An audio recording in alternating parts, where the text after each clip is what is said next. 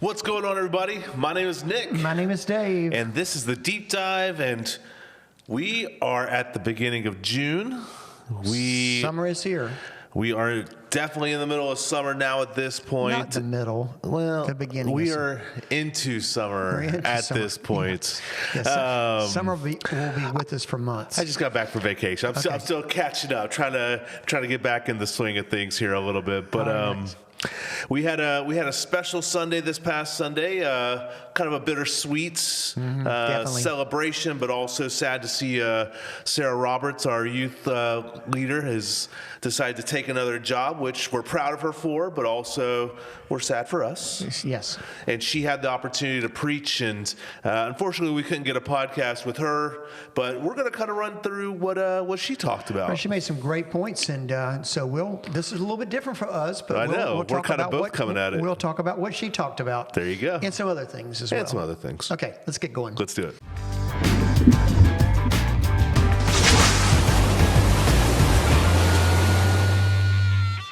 So, Nick, tell me about your vacation. I know y'all went to Disney. Yeah, we had kind of one of those classic Disney trips. We spent 3 days in the park. We were gone for a week, but we kind of split it up with some off days in between, to spend some time at the pool. We actually went fishing one day and went to the beach another day. So we just had a good time, got on a lot of rides. And, okay, so have you been to Epcot since the Guardians of the Galaxy ride? Yeah, I've ridden it. Yeah, oh my awesome. gosh. Yeah. That's, I don't know if this is like sacrilegious to Disney people, but that is probably the best ride at any Disney park that I did the whole time. Yeah, it was amazing. Now we went, since I've been here, I've been to Disney World. Okay. And that's Universal, right? No, that's Epcot. Oh, it is Epcot. Yeah. Yep. Yeah. So we've done it, and I agree. It's fantastic. It's such a good ride. I only got to do it once. Definitely would do it again. So we did it once, and then while we were waiting for another ride, it started raining, and we saw the time starting to drop, and we're like, we're going to get online for this ride and go back and do that one. Because we just knew, we'd done the girls had done the other ones, and they were like, it's okay. So we went back and did it. So we did do it twice, but we had a good trip. And but just like any good trip, it's always good to come back to stuff here in Georgia. So the weather actually was much nicer here than it was there. So, so I was out last week, or most of last week as well. And I was... St. Simon's, right? I was at St. Simon's, which is a beautiful place to be, with a group of clergy that's part of a peer learning group that we have. Yep. And it was a great week. We learned a lot of things. It was very useful.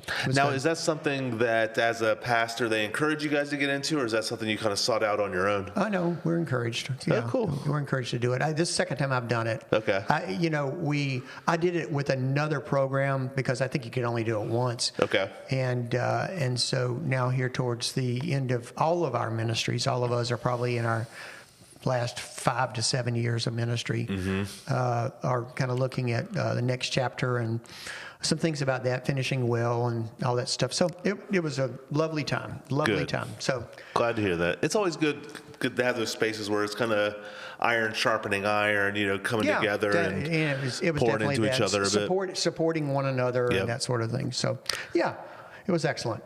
So, Sarah preached a sermon called "Welcome to the Table," or "Seat at the Table," I think, or "Come to the Table." Come to the table. Come to the table. Come to the table.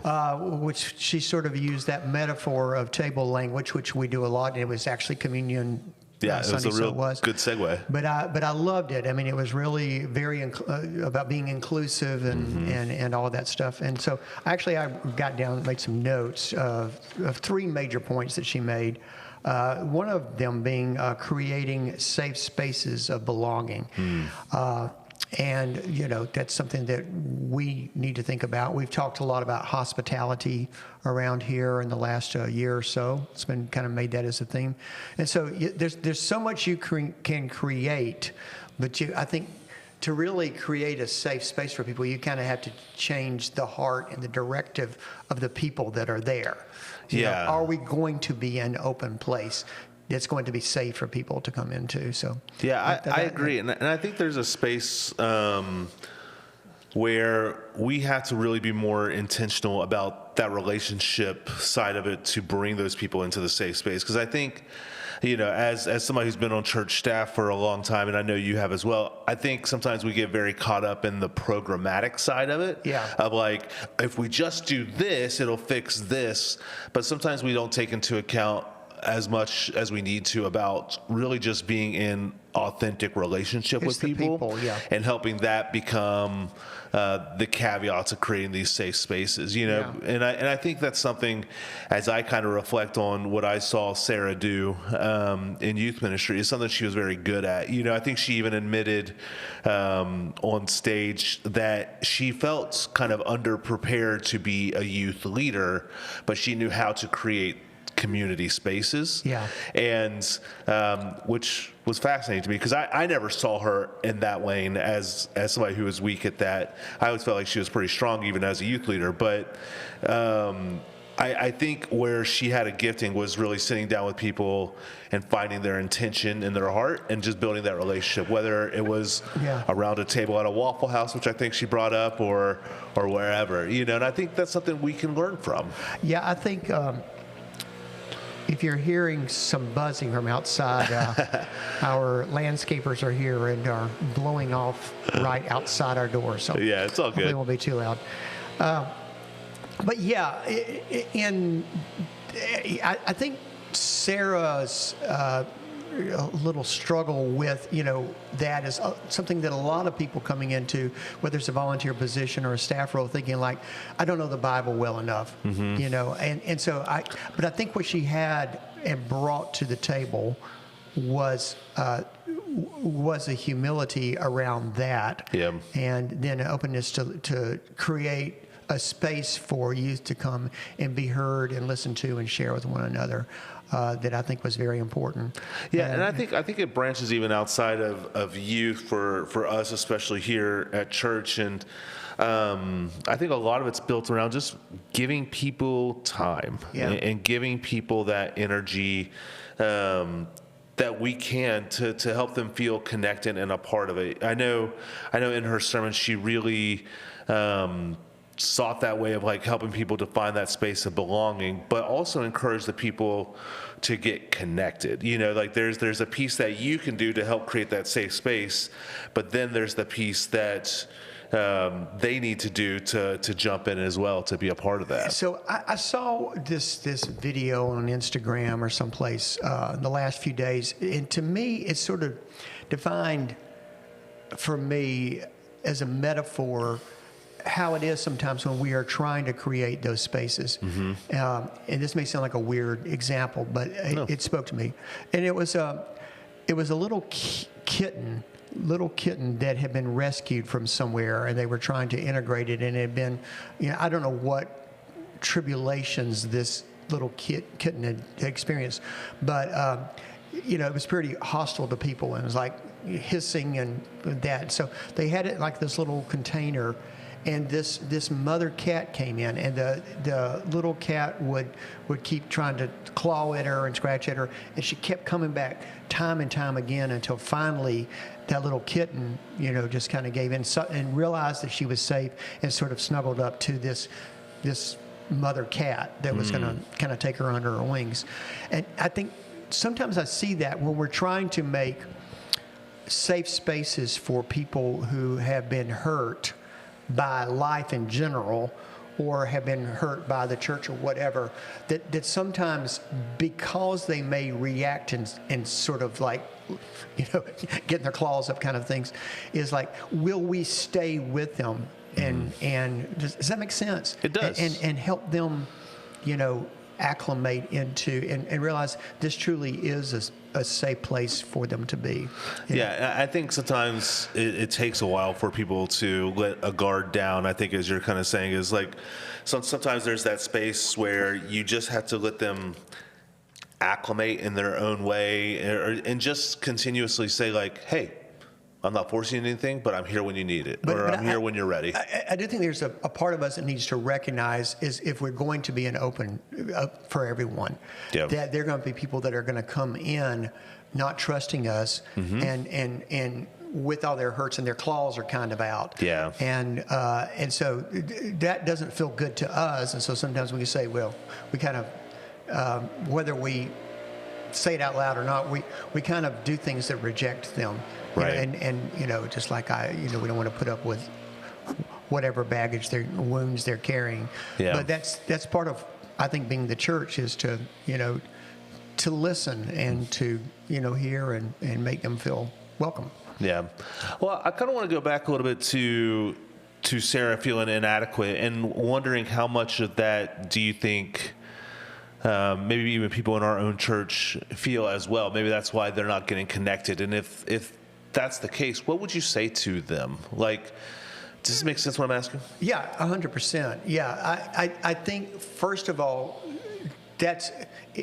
people who would say that and feel that, if they're coming with that humility, and there's things to learn and train, but I think the main thing is a willingness and an openness to let God use them, maybe in a place that's a little bit outside their comfort zone, whether it's leading in or volunteering in children or youth ministry, or teaching an adult class, or coming into a position of leadership. I hear that people feel like they're not adequate. Well, there's training and take place, and I think both of us would say with humility we feel inadequate many times as well. But there are things to be learned. I think the main thing is the condition of the heart.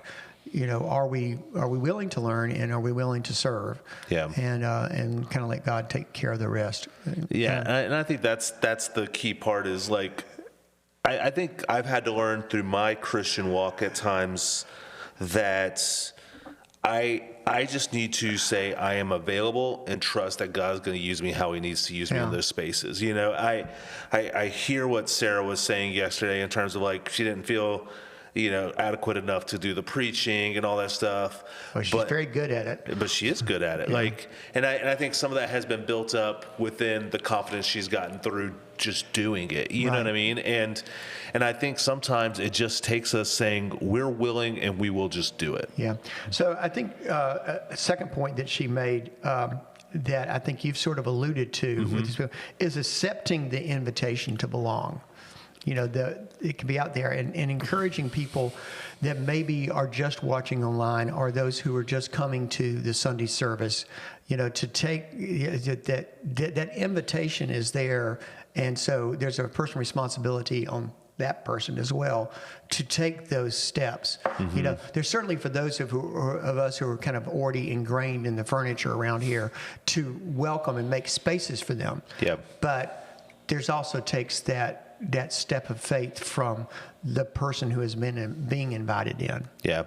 And I think I would reiterate kind of the main points I think she kind of made in there is that you're missing so much of church if you just come for the hour on Sunday morning. And we pour a lot into that hour, and it's a great hour, and it's a good foundation for where we are as a church, but so much more happens in community as well. Right. That helps build into what happens in here on Sunday morning. Well, I will say, now this doesn't happen here all the time, but I know it does happen occasion that people will have 1 hour to give on Sunday morning, so they'll come to their Sunday school class because that's where they're getting their real community. And I'm okay with that. Yeah. Not every week, but I understand that. I get that. That's where that's where you're being fed and being nurtured.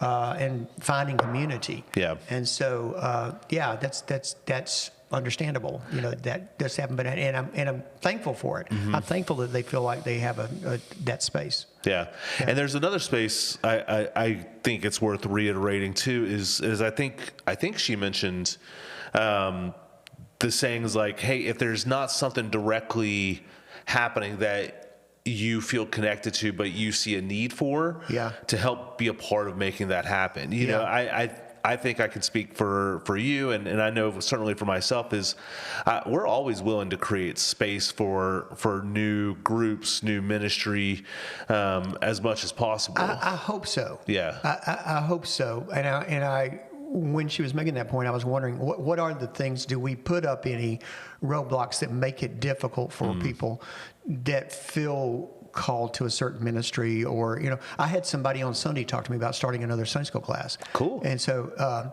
Yeah, to make sure, yeah, we'll do whatever we'll move heaven and earth to help you get that started. So, I think that lots of times people assume that, we already have a drummer. I go back to one time when we were, I was in another church and a guy joined the church I knew who was an excellent drummer, and we were already rotating out guitar players and singers and stuff, and it said. I mentioned to somebody, they said, well, we already have a drummer. I was going like, I think we can have two. So, we already have Sunday school classes. That's true. But like this person was talking about like starting a men's group because we have a women's only Sunday school class. Yeah. So, or just another, couples class. It doesn't matter if you're feeling God led to. Let's explore that. Let's try to open the doors to do that. So, yeah. So, I would just say to follow up on that is if there is something, and even if you're like, I'm not sure, but I'd like to talk this through, I'd be happy to grab a cup of coffee or whatever and meet you. And I think Dave would too. Like just to hear out and flesh out an idea, and maybe it's something that actually is happening and we can plug into that, or maybe it's something that's not happening and we can figure out a way to launch that. I think there's so many things that we can do. Yeah. We just need the people to help make it happen. Yeah. And I would also say, just along those lines, that if, take that step, we try to advertise things, women's events, other mission events or whatever. And maybe you did take that step and you showed up once and it stunk. Mm-hmm. Try again. Maybe that was an off Sunday. Yeah. Or help us know how we can improve that. But I know that like worship is not a home run every week. So somebody who came and visited us one time was going like, I didn't like that sermon, or they didn't sing music I liked, or whatever. You sometimes you kind of have to try it again, a couple of times to take root on that. Yeah, and I think that's part of being in community and understanding that sometimes finding the relationship and stuff like that's going to be the more beneficial side to help in some of those off times or whatever. Yeah, and so I think we've kind of already alluded to this a little bit, but like another major point I thought she made was that we were made for community. That I'm sure that you could probably, if you were in some weird circumstance on a deserted island someplace, do faith by yourself. But that's not really the way that it was intended to make. Yeah. And so we all need community. People are desperate to find it, and they're finding it, these days in lots of other different places. But, within the sacredness of our faith within the church, that I do feel like people have a fundamental need, all of us, for that. Those relationships. Yeah, I agree. I think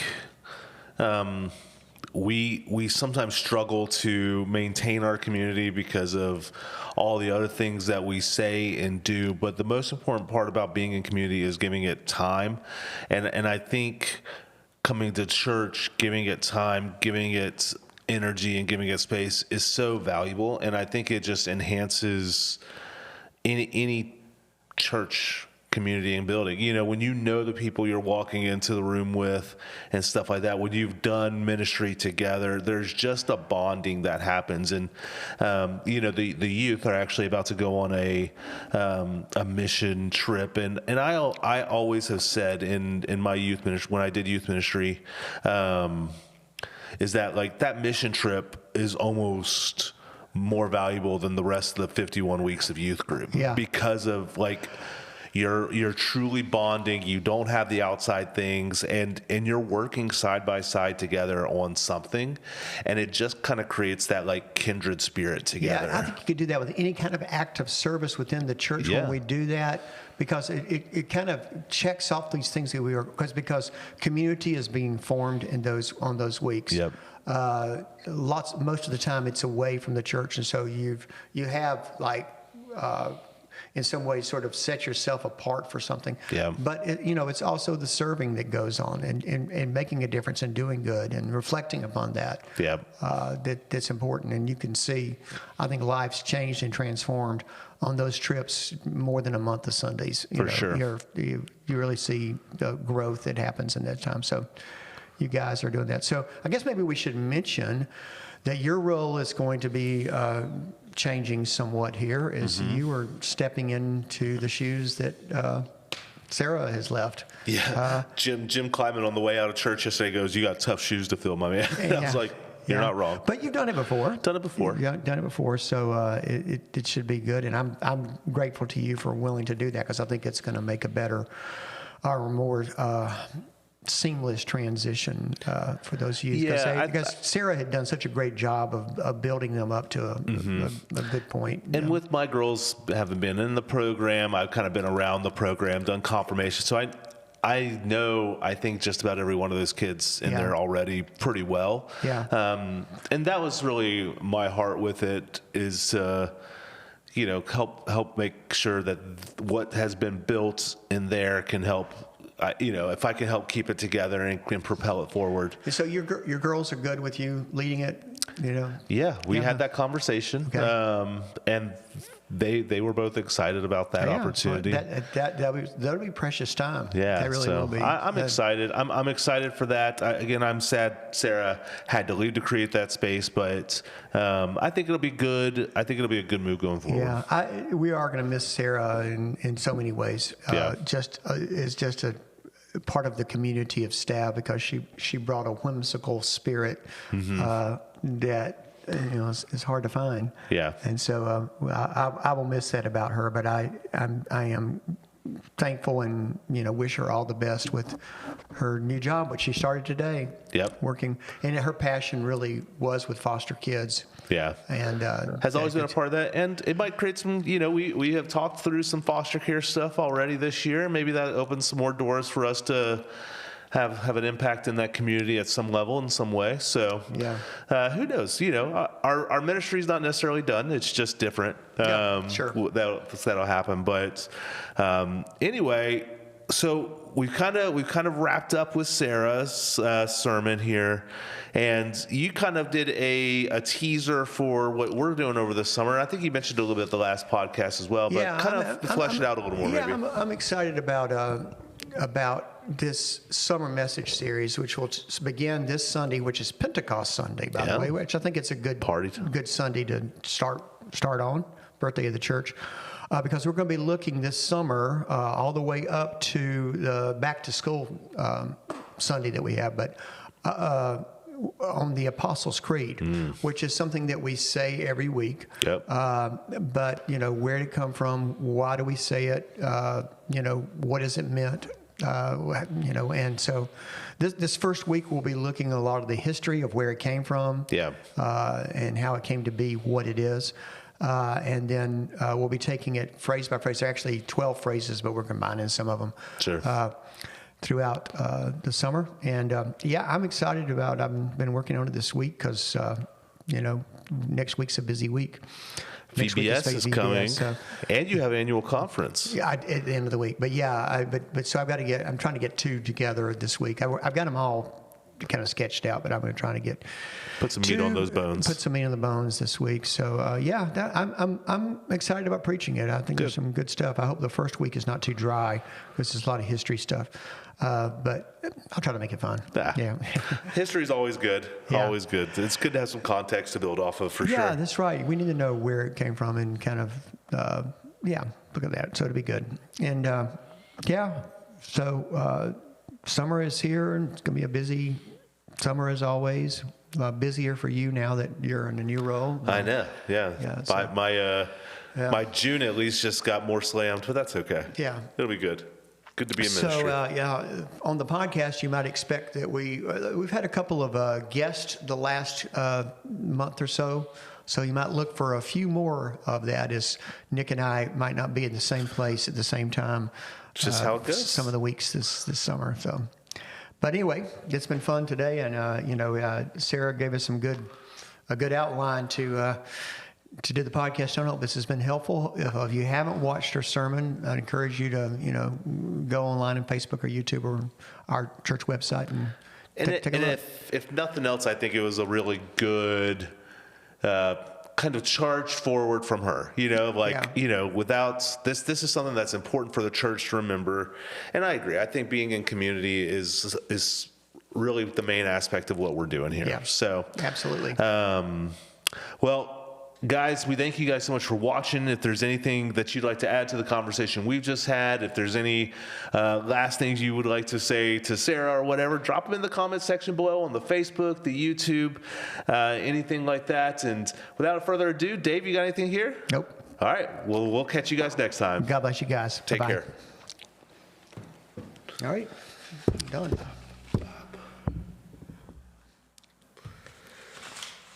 All right.